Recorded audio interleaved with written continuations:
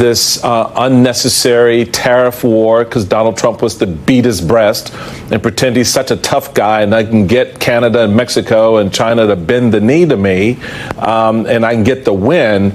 But the American people and the people of Illinois are the ones who are actually going to be beneath that knee when it is bent. That's right. The people of Illinois, the people of the United States are going to pay the price for what Donald Trump is doing. Let me tell you, Canada and Mexico are our two largest trading partners here in Illinois. We get most of our natural gas and also gasoline from north, right, from Canada. So when you impose a 25% tariff, you're imposing that tariff on working families in Illinois. And let's just say this Trump tax, which is what it is, the Trump tax, goes right along with the Trump tax of taking away things like Meals on Wheels, the freeze that he put in place, taking away Head Start and child care from working families so they can't hold down a job. Donald Trump has done everything he possibly can to steamroll the rule of law, the Constitution, checks and balances our Congress, the courts. Donald Trump wants to implement his agenda at all cost without care for anyone or anything regarding the law. The party of law and order could not be further from that.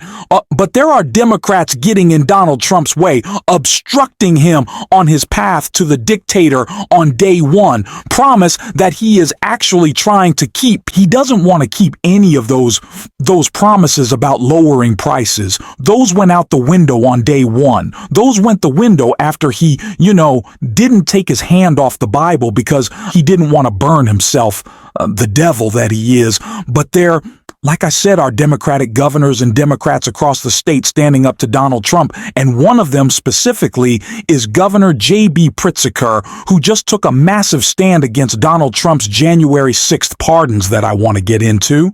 But before we do, if I could quickly ask you to leave a like on this video, and if you haven't already, and you enjoy our channel, to hit that subscribe button, it goes a long way. And it really does mean a lot to me. Now, before we get into what Governor Pritzker is doing in his state, I want to hear a bit of an interview of him on MSNBC from today.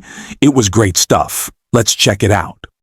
Governor, you've been on the mind of the folks at the White House. I was watching the press briefing yesterday, and the White House press secretary name-checked you by name, saying potentially you saying that you are not going to comply with the Trump administration's immigration policy is illegal. I just want to know if you have a response to the White House's response to your pushback to their policy. Well, we here in Illinois follow the law. They don't seem to believe in that at the White House. Consistently, they've been breaking the law, and they've put in place unconstitutional orders. They're trying to take away birthright citizenship, which is right there in the Constitution. And by the way, we have laws on the books that do two things. One is we want to arrest and take out of our country those who are violent criminals who are undocumented. Frankly, I don't want them in my state or in the country. Those laws are on the books already. But we also have laws on the books that say that people who've been here a long time, who are following the rules, who are paying their taxes, who are holding down jobs, who happen to be undocumented, that we're not going to have our police here locally coordinating with federal officials to have them taken away. We want people like that in this country. We're a country of immigrants mostly, and we ought to abide by that principle. We've been doing that for our entire existence, and it's good for our economy to have immigrants come to our shores. My family came several generations ago with nothing and became successful. So many others who are here now are, their families are multiple generations now succeeding in the United States, and it's good. They're paying taxes. They're holding down jobs. We should be supporting them. We need comprehensive immigration reform. Governor, I want to shift a little bit from that important area to another important area, which is coming into focus today as the president and his team have announced sweeping tariffs on Mexico, China, and Canada. Your state is a major supplier of corn and ethanol exports, which stand to take a huge hit from Trump's tariffs. what's your thinking there? What's the strategy that you now have to put into place? As I was just noting before we went to break, that's an impact to the bottom line of the citizens of the state of Illinois. They're going to feel that.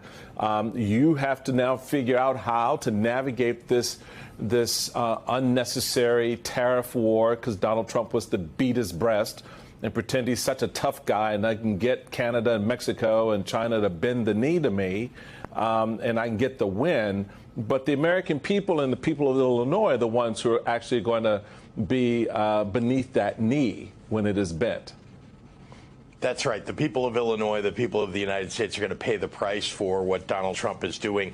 Let me tell you, Canada and Mexico are our two largest trading partners here in Illinois. We get most of our natural gas and also gasoline from north, right, from Canada. So when you impose a 25% tariff, you're imposing that tariff on working families in Illinois. And let's just say this Trump tax, which is what it is, the Trump tax, goes right along with the Trump tax of taking away things like Meals on Wheels, the freeze that he put in place, taking away Head Start and child care from working families so they can't hold down a job because they have nowhere to take their kids. Our seniors who are in nursing homes, having Medicaid taken away from them and having them thrown out.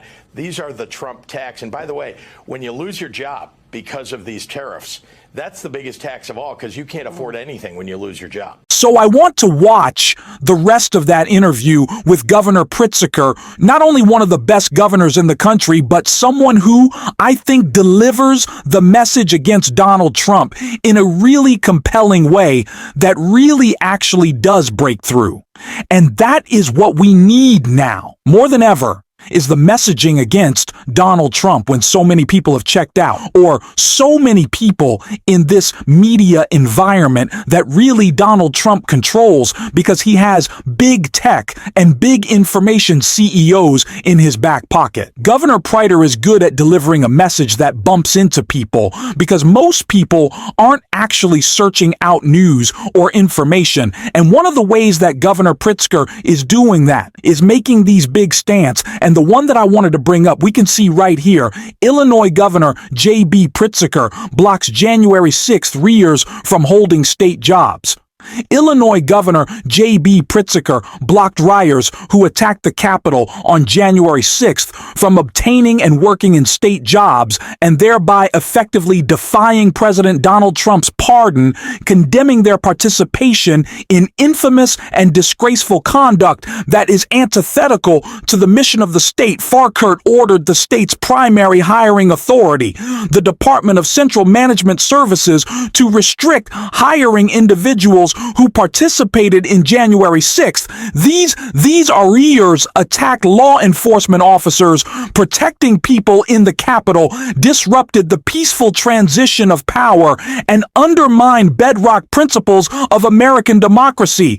Pritzker said in a written directive, "Our state workforce must reflect the values of Illinois and demonstrate honesty, integrity, and loyalty to serving the taxpayers. No one who attempts to overthrow a government should be able to serve in government."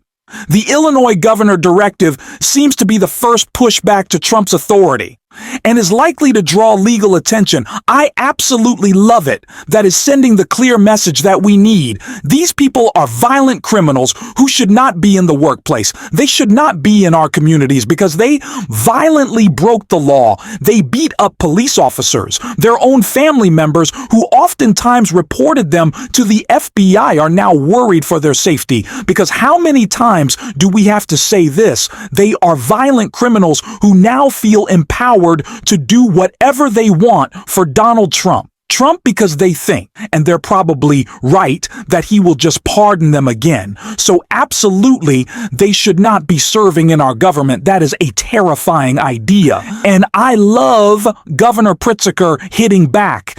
And he continued to in the rest of this interview. So let's check it out. And I've personally spoken with, 100 governors across the state of Illinois who are Republicans who want me to help them protect their people from what Donald Trump's trying to do to their working families. To that point, Governor, you noted with regard to the funding freeze, you noted that it was illegal and said what the president is trying to do is illegal.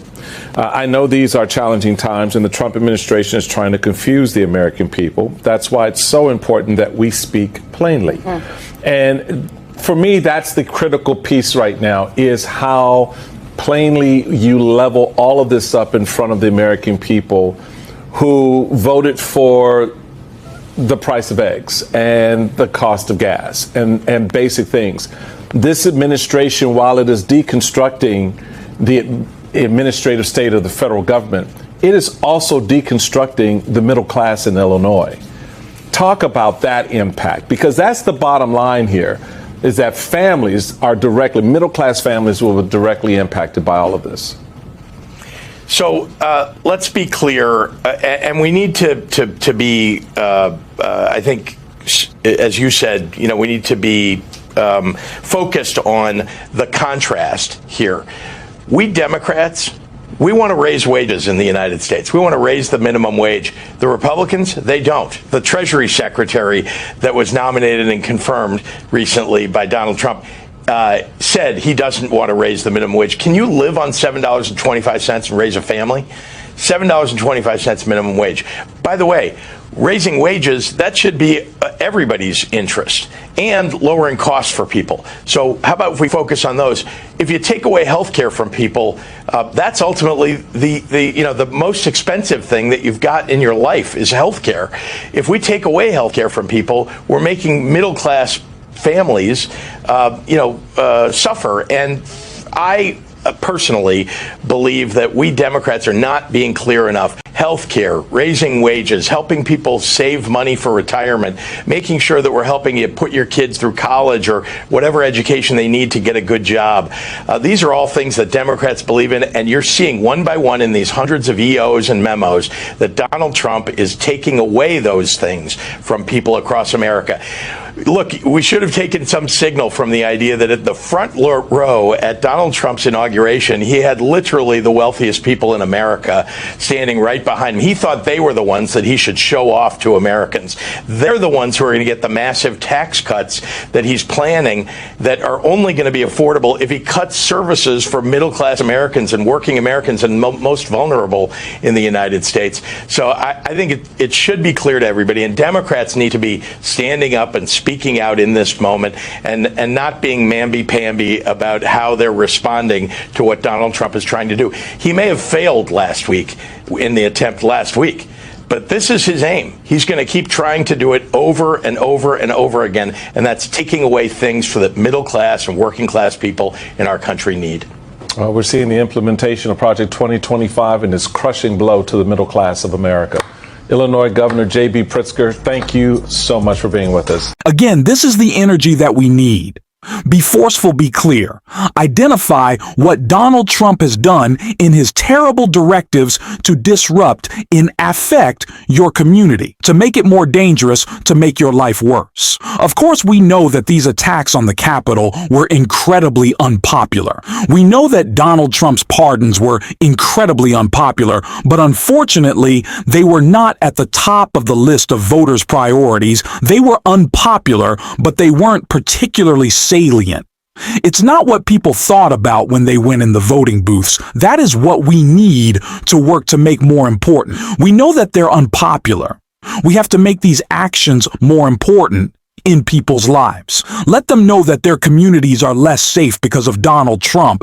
That'll raise the salience, and that'll make it easier to land these blows on the disgusting actions that Donald Trump has taken. That is what Governor Pritzker is doing, making the issue more localized, talking about how it is actually impacting your life. I love it. We need to keep up the pressure. It's what we're going to do on this show every single day. And if you want to support that, as always, you can hit that subscribe button. You can leave a like on this video. And if you're stuck around and you can drop a blue heart in the comments. And until next time, I'll see you soon.